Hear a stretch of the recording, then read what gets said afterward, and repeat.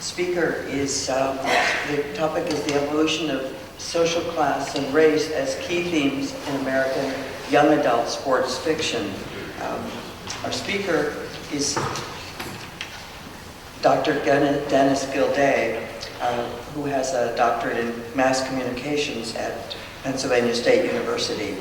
And he has had a career as a former news reporter, sports writer, and sports editor, and has, since 1994, he's been a professor at Springfield College.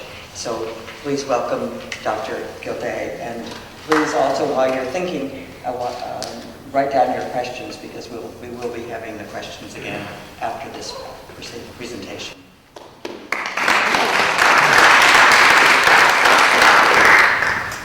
Thank you, kid. That's more than anybody knows about me. At any rate, welcome, folks. I'm going to take us through a quick tour of young adult sports fiction in the United States, going from the decades, the 1890s, into the first decade of the 20th century, and up to contemporary times, and then actually loop back and go back to the early days. But I'd like to begin by, I don't know where she got to, by telling Ann what a great presentation that was. It reminded me that one of my first newspaper jobs was actually covering women's sports. And it was a great job, one of the best jobs I ever had, because I always felt like I was doing missionary work, because it was the early days right after Title IX was enacted, and high school sports, college sports, and women were getting involved, and it was really exciting writing about them. I enjoyed it. The other thing I'd say is that for the U.S. soccer team that won the World Championship, I think they should have gone to the White House and they should have presented a jersey to President Trump, except the jersey would have been Megan Rapinoe's. Keep him happy, that's what I say. All right, let's see what I got here. My students claim I'm notorious for really lame PowerPoints, and this is about as lame as it gets. But as I began to write, research my book on Claire B. and Chip Hilton juvenile sports series, I presented some early findings at the North American Society for Sport History. And Larry Gerlach was a longtime member there. He teaches history, sport history at the University of Utah. And he told a story after one of my presentations about being in grade school, being assigned to write a short story. And Larry was a keen reader of the Chip Hilton books, so his short story was going to be patterned after Claire B's Chip Hilton stories. And it involved a football player, time running out, they're behind in the game, touchdown will win it, so that his player goes around down the sideline, evades a couple of tackles, and as time expires, in typical sports hero fashion, into the end zone, they win the game, but the player goes to the referee and tells him that he's pretty sure he stepped out of bounds about the 15-yard line. And the reaction from Larry's teacher was that the story's really well written, but it's totally unrealistic. Who would do a thing like that? And, well, who would do a thing like that as a character like Chip Hilton? But Larry, I think Claire B would have been thrilled, actually, to hear Larry's story being described as unrealistic, because one of the things that eventually is going to come about later in the century, the 20th century, is that B and some of the other writers, they're interested in having their readers learn something about sport, various intricacies of play, but they're also especially interested in being didactic, educational, emphasizing fair play, sportsmanship, and treating everybody, including your opponents, in an absolutely fair fashion. But I guess we can't argue with Larry's teacher. It is a bit unrealistic. Let's see what got here. Actually, thinking about that too, I was covering Penn State sports, Penn State football. I think it was 1982 when Penn State turned to win their first national championship. And about mid-season, Penn State's undefeated, Nebraska's undefeated, and they play at Penn State. And it's a back and forth kind of game. Penn State's behind a little bit, but they're driving in the last few minutes. And there's a pass to tight end, Matt McCluskey, remember him well.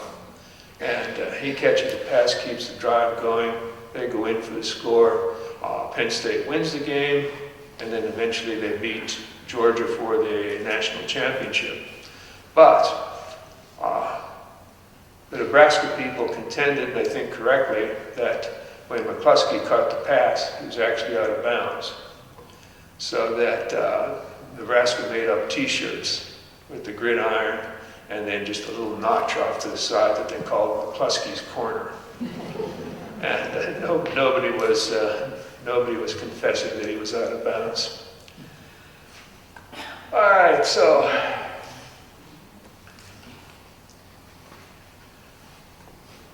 the Frank Merriwell stories.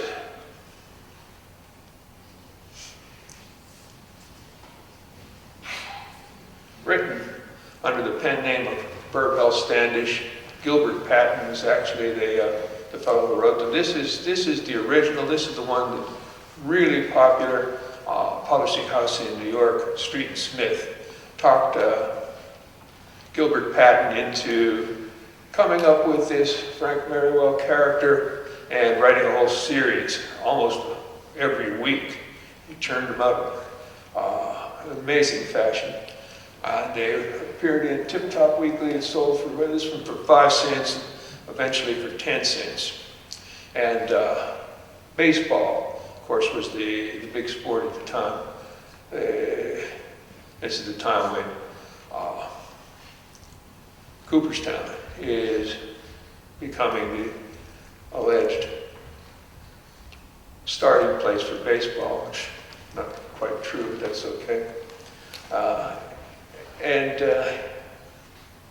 the Merriwell hero played baseball, eventually played all sports, but he also was kind of an amateur detective. He would go off on adventures and deal with bad guys.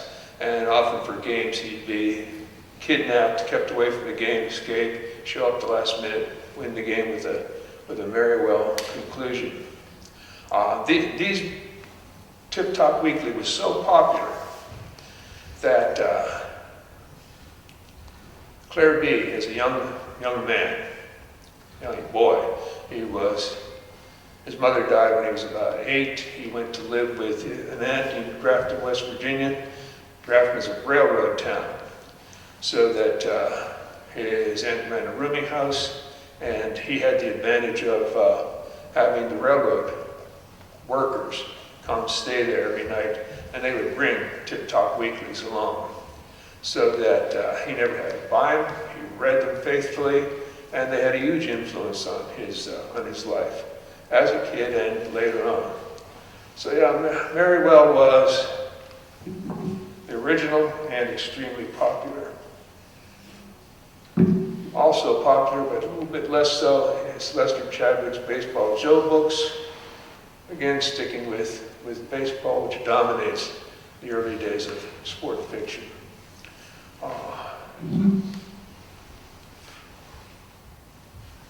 You know this name, Jackson Schultz? Yeah, from Chariots of Fire. He was an American Olympic sprinter who, after the Olympics in the 20s, he begins to write these books for children. And this is the first time they go beyond baseball into other sports. And they were popular, but again, not as popular as Merriwell.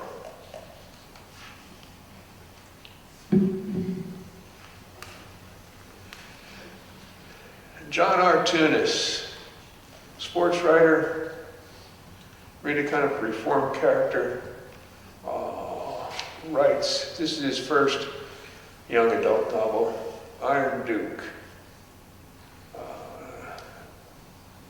Wins a National Book Award, and I think I was probably in 6th grade, my grade school library, when I discovered this book. And I was hooked. I liked track. I liked Tunis's treatment of track.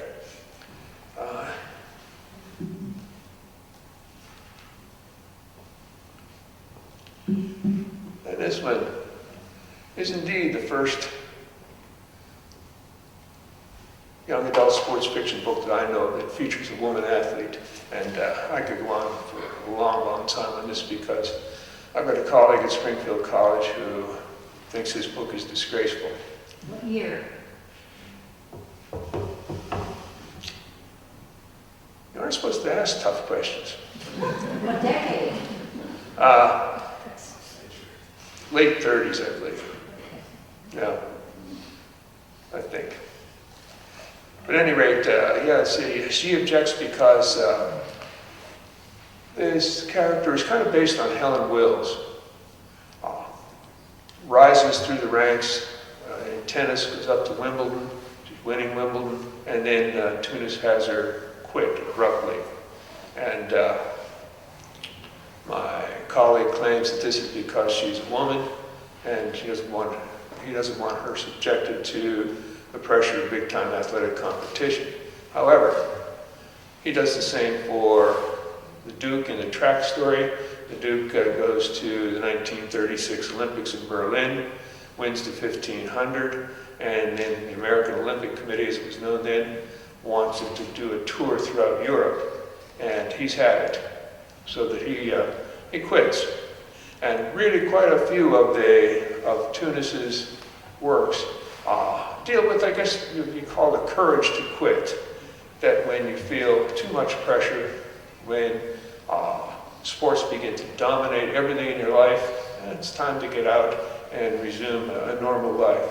So that's exactly what this young lady, the tennis player, does.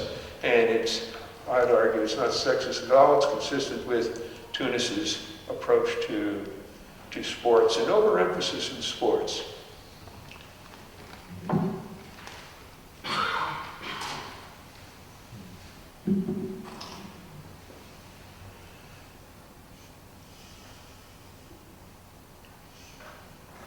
I seem to have missed one in here.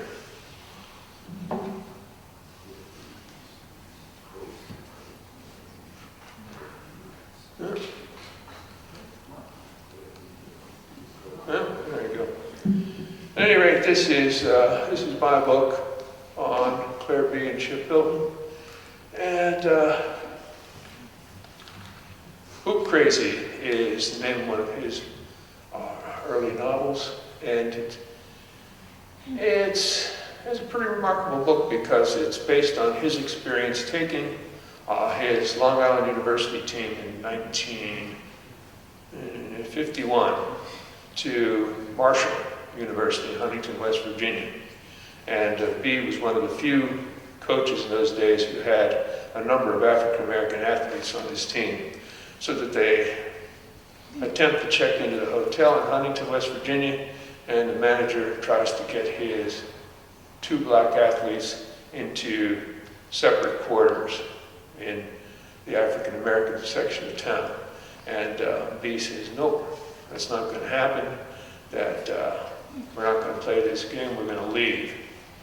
So that this got the president of Marshall University, it's got the coach at Marshall University, it's got the mayor in town, all involved on it.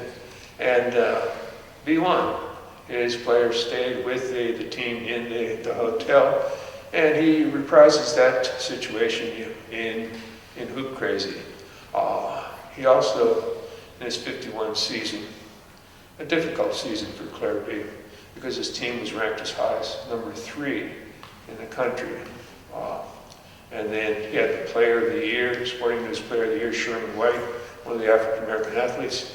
And right before they would have gone into the end of the season playoffs is when he gets nailed, his players get nailed in the college basketball point shaving scandal, so that they have to do away with the entire season. And this is a real blow to Claire B. This also meant the end of his career as a college coach. At LIU in Brooklyn did away with their entire athletic program for a while.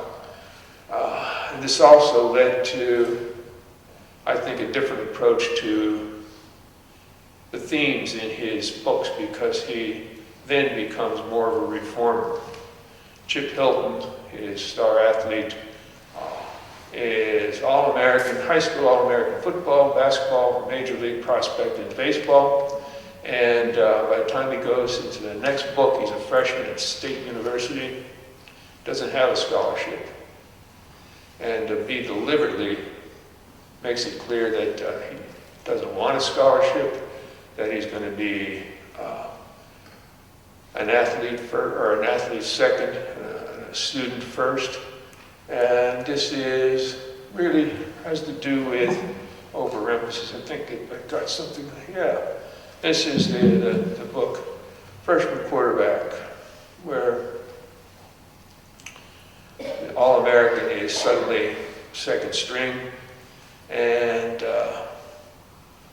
putting more emphasis on academics than athletics. And this was the approach that B took to reforming problems in college sports after the point shaving scandal essentially destroyed his career.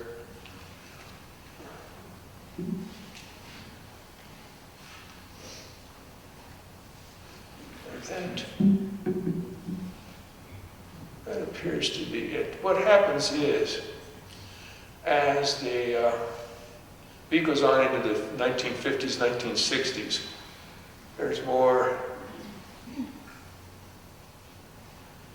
emphasis on social justice issues, more emphasis on racial injustice, and most definitely on overemphasis in sports.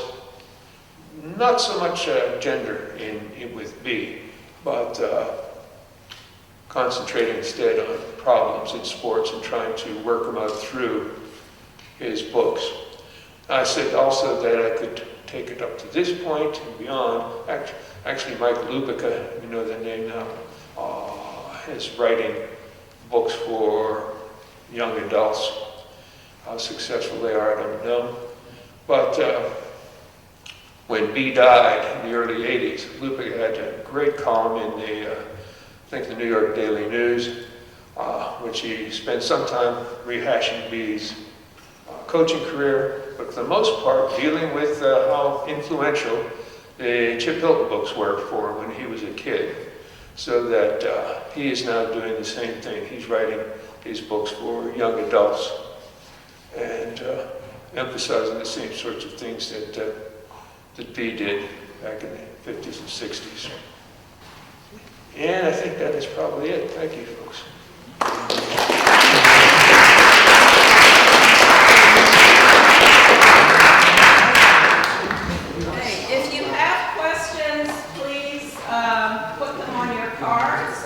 I think Professor Gildea has raised a number of important questions, and as you're thinking about the decision of the NCAA this past 10 days ago to allow college athletes to receive endorsements, and how the press is covering college athletics, you might have some questions that you could have for Professor Gildea.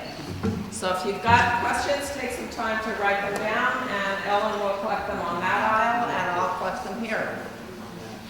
Now that we have some questions from the audience, I want to make sure we can cover everything. You said the first question is, should college athletes be compensated for their talents, which generate millions of dollars of ad revenue for universities? Short answer, yep.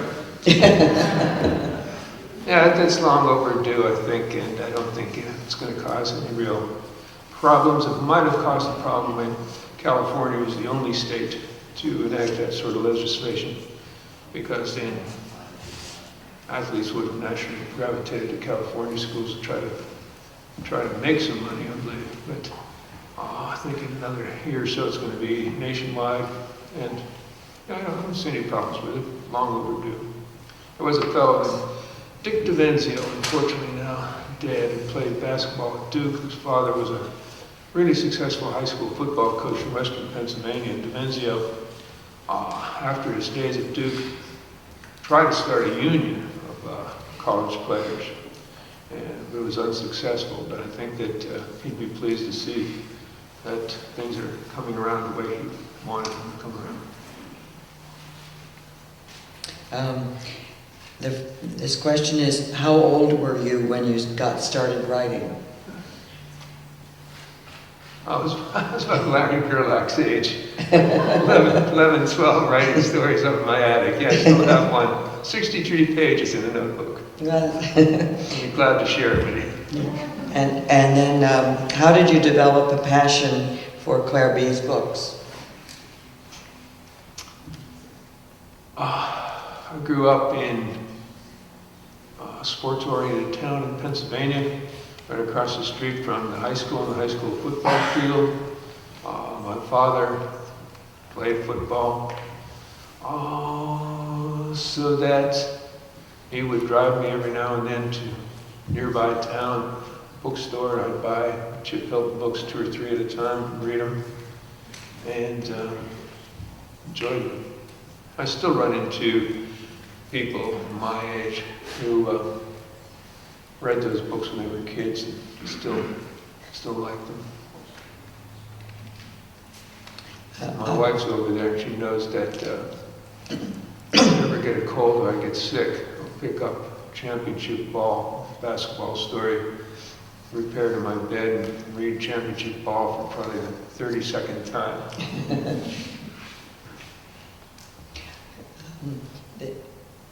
This question is, was Chip B indicated in the scandal? I'm sorry. Claire B. Claire B. Was Claire B Oh, yeah. And what, indicated in the scandal? And what else? what scandal? The players in New York City, Long Island University, CCNY, St. John's, to a certain extent, will they get off the hook, cooperate with the gamblers to, the point spread comes in, LIU is supposed to win by 5 points, so that the gamblers would pay off the players. Okay, win by 4 points, we're going to bet on the other guys, so that they're eventually caught. And yeah, it was devastating for Claire B, because his players told him, no, we're not involved at all. And turns out they were most definitely involved. And as I said, it did away with the entire athletic program at Long Island University for a while. So, but B, he was never convicted of anything, his players were, but he was tainted by the scandal, really for the rest of his life. Can you talk about Hugh Fullerton? Yeah. That's one I didn't expect. Well, that's... Hugh Fullerton is the question. Hugh Fullerton was a sports writer back in, actually, 1919 Black Sox scandal, World Series scandal. And he was working at that time, I think, for a Chicago paper. And he was the first sports writer to really pursue the possibility that the Black Sox fixed the World Series. And a good sports writer. He probably became a little bit disillusioned by the events in the 1919 World Series, but he persisted, and it was his work really that broke the story open. Um, Is ultimate Frisbee considered a sport?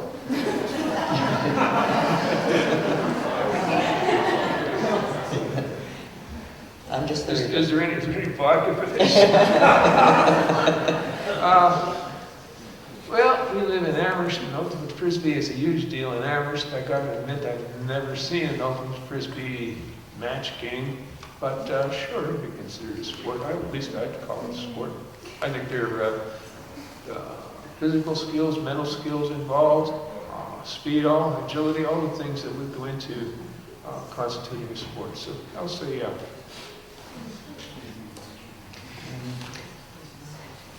What is the biggest problem, in your opinion, in sports right now?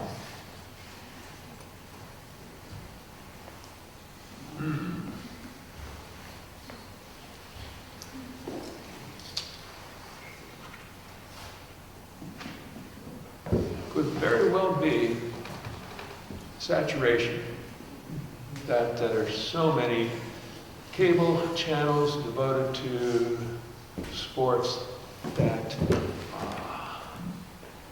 I get a little bit annoyed watching some of those things. That and sports books, the emphasis on gambling and the kinds of things that really don't have an awful lot to do with who won, who lost, but the statistics. And my students are really into that. If early books focused on fairness and honesty, how would you characterize today's stories? Similar. Yeah.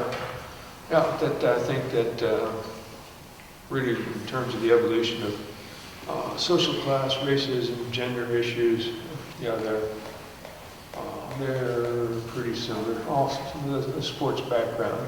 And the slide that I thought I had up there, I don't know where it got to, a really unusual book by John R. Toombs called All American. I could go on a long time about that because it deals with social class, prep school, private school, football team, and they're going out of their way deliberately to hurt the star of the public school, a big rivalry game, and the star of the public school is Myra Goldman.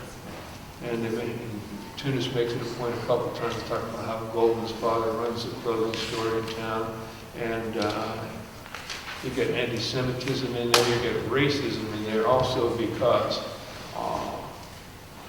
but the courage to quit, the protagonist Ronald Perry quits the private school team, goes to the public high school, and they're eventually invited to participate in the game down south, Jim Crow South, except they can't take their black players, and they protest that.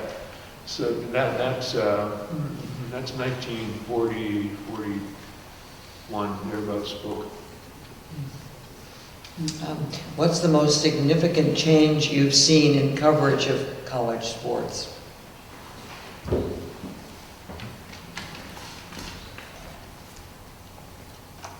The most significant change, I guess, over the last couple of decades is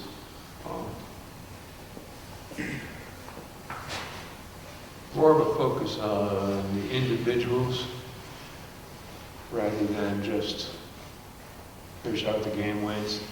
In other words, real narratives, real stories.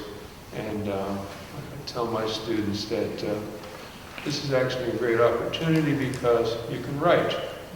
You don't have to just report the statistics. You can actually develop motivation for the athletes, what drives them, what might discourage them, what will keep them going.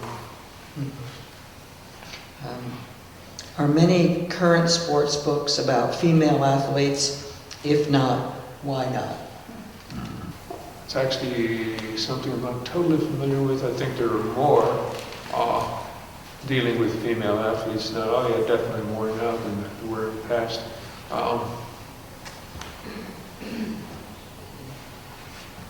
I guess it would be market-driven, and I don't know. That's actually something worth looking into, just how many of Lupica's books and others really sell today.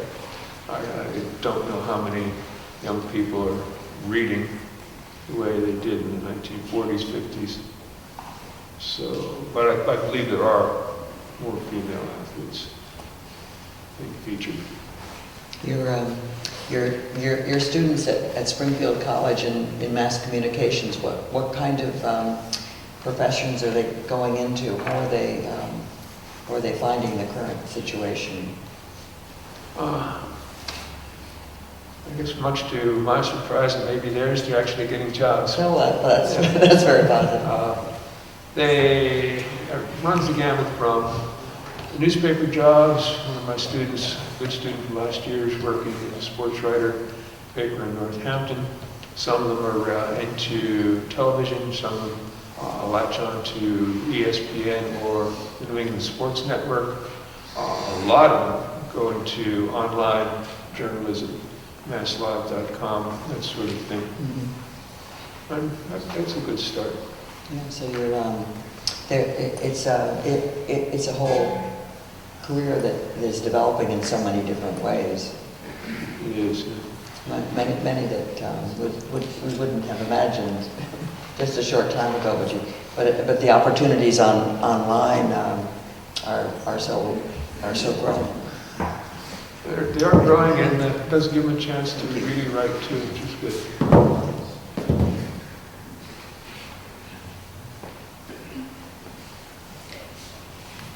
Gives me a chance to correct their style and grammar. How do you define success in terms of coaching?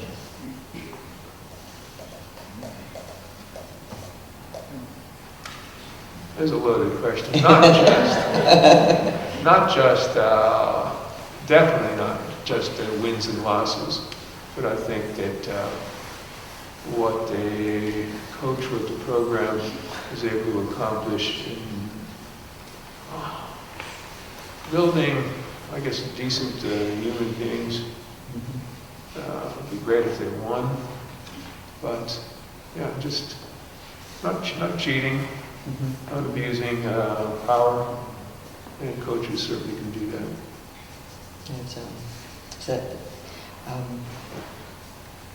What do you think has improved in sports, and what has gotten worse?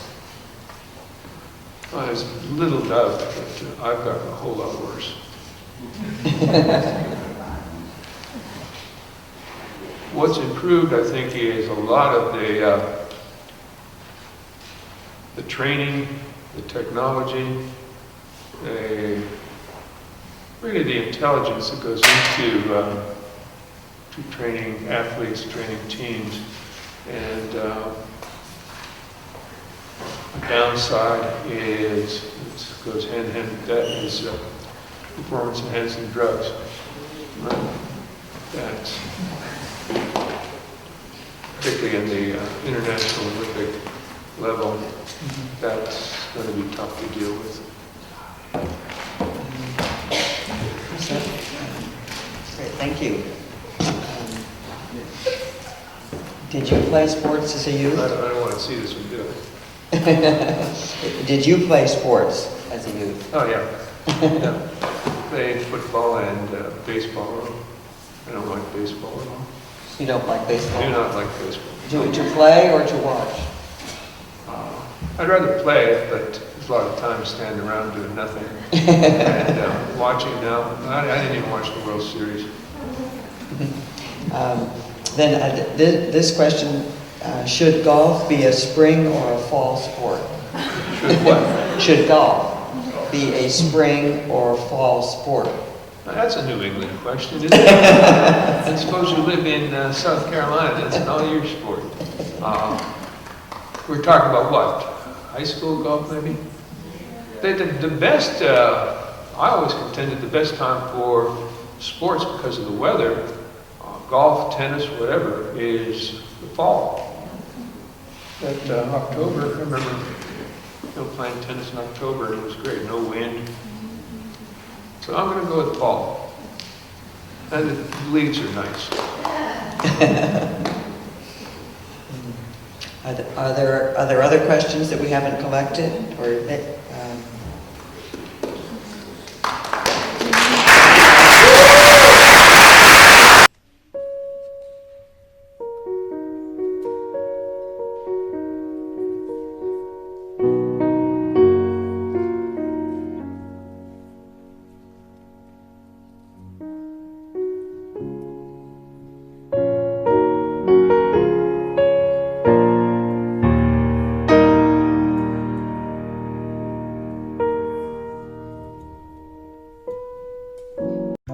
OLLI, the Osher Lifelong Learning Institute at Berkshire Community College, enjoy learning simply for the love of it. Educational partners Williams College, BCC, Bard College at Simon's Rock, and MCLA provide some of our outstanding faculty. Take a class in the arts, history, literature, and so much more. Contact OLLI today. Meet new friends. Keep your curiosity alive.